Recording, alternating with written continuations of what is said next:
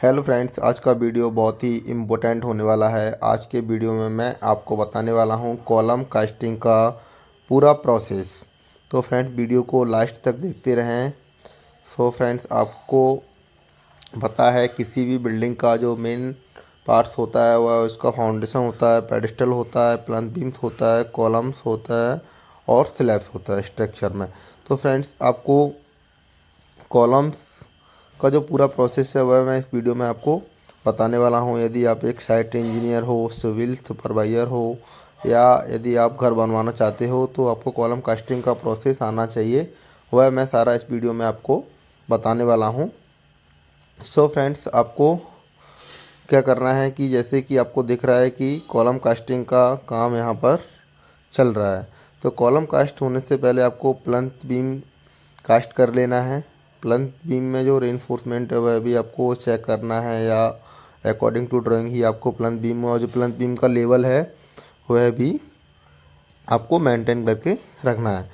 तो फ्रेंड्स, इसके बाद आपको क्या करना है, प्लंथ बीम का काम होने के बाद आपको कॉलम्स का लेआउट करना है। लेआउट बहुत ही इम्पोर्टेंट है। लेआउट करने से क्या होता है फ्रेंड्स कि जो आपका कॉलम्स होता है, कॉलम की जो पोजीशन होती है वह उस पोजीशन से इधर उधर नहीं होता और जो लोड होता है वह भी पूरा फाउंडेशन पर ट्रांसफ़र होता है। इसको करने के लिए फ्रेंड्स आपको लेआउट अकॉर्डिंग टू ड्राइंग कर लेना है और देन आपको इस तरीके से लोहे का या लकड़ी का बना सकते हो। जो आपका 9/18 का कॉलम है तो 9/18 का, यदि 9/24 का है यानी कि 9/2 फीट का है तो आप 2 फीट का भी इस तरीके से लोहे का या लकड़ी का फ्रेम बना के स्टार्टर भर सकते हो। स्टार्टर भरने के बाद है आपको चेक करना है कि कॉलम का रेनफोर्समेंट, कॉलम की शटरिंग, कॉलम की कंक्रीट और कॉलम की शटरिंग रिमूव कितने दिन में की जाती है, कैसे की जाती है, वह सारा मैं इस वीडियो में आपको बताने वाला हूँ। तो फ्रेंड्स, अपना कॉलम क्या है, कॉलम अपना एक वर्टिकल मेंबर है। वह जो न्यूट्रल एक्सिस से लोड को ट्रांसफ़र करता है वह अपना सेल्फ वेट भी ट्रांसफ़र करता है। तो फ्रेंड्स, इतना इसका काम है कॉलम्स का कि सारा लोड्स यह अपना खुद का और स्ट्रक्चर का लोड फाउंडेशन पर ट्रांसफ़र करता है। सो फ्रेंड्स, आपको यहाँ पर नंबर ऑफ बार्स, जैसे कि ये मेरा C38 कॉलम है तो यहाँ पर मेरे को कितने इसमें नंबर ऑफ बार्स दिए गए हैं यह मेरे को चेक कर लेना है प्रॉपर कि यह अपना इसमें number of bars according to drawing है कि नहीं कास्टिंग होने से पहले। और मेरे को यहाँ पर स्पेसिंग भी चेक कर लेना है कि इसमें जो स्पेसिंग है वह प्रॉपर है कि नहीं। आपको रिंग का भी स्पेसिंग चेक करना है और जो आपके वर्टिकल स्टील है उसका भी स्पेसिंग आपको इस तरीके से चेक कर लेना है कि यह प्रॉपर है कि नहीं। और स्टीरअप्स का जो आपका जो सेंटर टू सेंटर दिया है वह भी स्पेसिंग आपको चेक कर लेना है, यदि आप एक साइट इंजीनियर हो या साइट सुपरवाइज़र हो।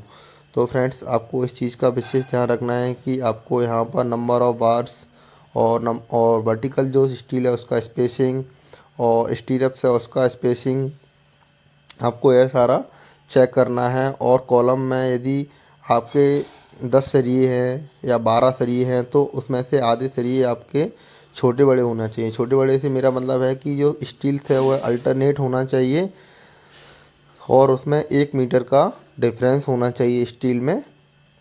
तो यह सारा आपको चेक करना है। ऐसा नहीं हो कि सारे लैब आप, यदि आपका जो फर्स्ट फ्लोर कंप्लीट हो जाए, स्लैब कास्ट हो जाए तो उसके बाद सारे लैब से एक जगह पर ही आए, ऐसा नहीं होना चाहिए। तो आपको इस चीज़ का भी ध्यान रखना है कि सारे कॉलम्स का जो स्टील है वह अल्टरनेट होना चाहिए। सो फ्रेंड्स, आपको यहाँ पर जो बैंड है, हुक है, वह भी आपको 135 डिग्री बेंड करवाना चाहिए। और इसको कई लोगों के मन में डाउट रहता है कि जो हुक की लेंथ कैसे निकालें, तो इसके लिए मैं एक अलग सी वीडियो बनाऊंगा। तो फ्रेंड्स, 135 डिग्री मुड़ा होना चाहिए, यह आपको प्रॉपर चेक कर लेना है। और वह बाइंडिंग वायर से उसको प्रॉपरली कसा होना चाहिए, जैसे कि आपको दिख रहा है यहाँ पर वीडियो में कि यहाँ पर ये अच्छी तरीके से टाइट है। तो इस चीज़ का भी आपको ध्यान रखना है कि यह प्रॉपर कसा होना चाहिए। तो आपको स्टील में क्या क्या चेक करना है फ्रेंड्स, आपको बार्स उसके अल्टरनेट होना चाहिए, नंबर ऑफ़ बार्स कितने हुए प्रॉपर होना चाहिए, स्पेसिंग होना चाहिए। तो यह सारी चीज़ें आपको रेनफोर्समेंट में सरिये कॉलम का रेनफोर्समेंट इस तरीके से आपको पूरा चेक करना है। देन बात करते हैं फ्रेंड आपको शटरिंग के बारे में। तो आपको फ्रेंड्स जो शटरिंग है वह आप स्टील की भी लगा सकते हो और प्लाईवुड शीट्स यानी कि आप लकड़ी की वुडन भी आप यूज़ कर सकते हो, बट दोनों की क्वालिटी वह बहुत अच्छी होना चाहिए। इसको फ्रेंड्स जब भी आप शटरिंग लगाएं कॉलम्स की, तो उसका जो इनर फेस है उसमें प्रॉपर ऑयलिंग होना चाहिए और वह बिल्कुल क्लीन होना चाहिए।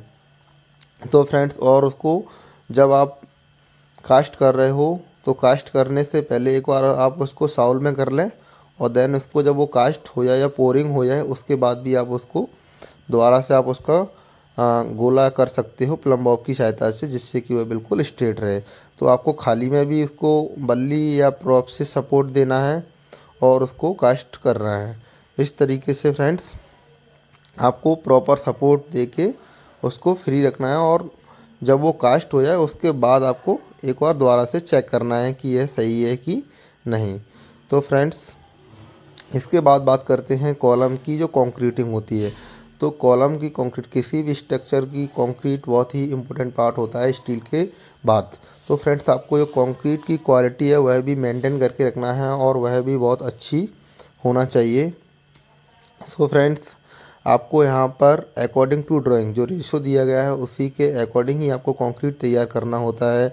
जैसे कि M20 ग्रेड का यदि आप रेशियो के अकॉर्डिंग कंक्रीट तैयार कर रहे हो तो आपको 1:3 का रेशियो रखना है। 1:3 से मेरा मतलब है आपका कि आपको 1 तसल यहाँ पर सीमेंट लेना है, 1.5 तसल आपको सैंड लेना है और 3 तसल आपको यहाँ पर एग्रीगेट लेना है, और 22 से 25 लीटर के बीच में आप पानी का यूज कर सकते हो। सो फ्रेंड्स आपको रेशियो का विशेष ध्यान रखना है, और कंक्रीट की क्वालिटी है वह बहुत ही अच्छी होना चाहिए। और यदि आपका बहुत बड़ा प्रोजेक्ट है तो आप वहाँ पर प्लांट लगा सकते हो। यदि आपको बहुत ज़्यादा जल्दी है तो आप RMC से भी कंक्रीट मंगा सकते हो, रेडी मिक्स कंक्रीट। यदि आपका काम छोटा है तो आप मैनुअली या मिक्सचर मशीन की सहायता से भी आप अपना काम चला सकते हो। सो फ्रेंड इस तरीके से जब आपका कंक्रीट की प्रॉपर मिक्सिंग हो जाएगी तो आपको कॉलम कास्ट करते समय भी इस चीज़ का ध्यान रखना चाहिए। जैसे कि लेबर द्वारा तत्सल में कंक्रीट लाया जाता है तो उस टाइम आपको ध्यान रखना है कि उसमें गिट्टी गिट्टी ना हो, रेत रेत या बालू वालू ना हो।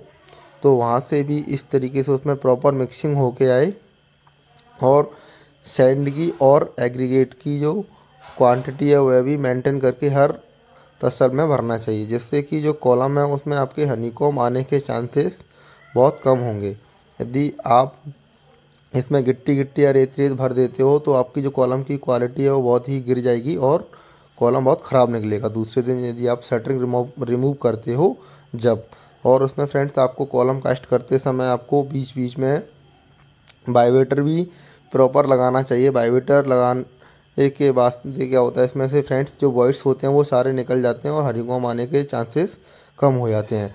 तो देन आपका कॉलम फ्रेंड कास्ट हो जाए उसके बाद आपको प्लम बॉब की सहायता से इस तरीके से गोला करना है और वह इससे बिल्कुल स्ट्रेट रहेगा। तो फ्रेंड्स आपको ऊपर भी कवर लगाना है, जैसे कि कॉलम में जितना कवर होता है 40 mm 50 mm वह आपको कवर लगाना है, जिससे जो आपका स्टील है वह बिल्कुल सेंटर में रहे। Thank you for watching.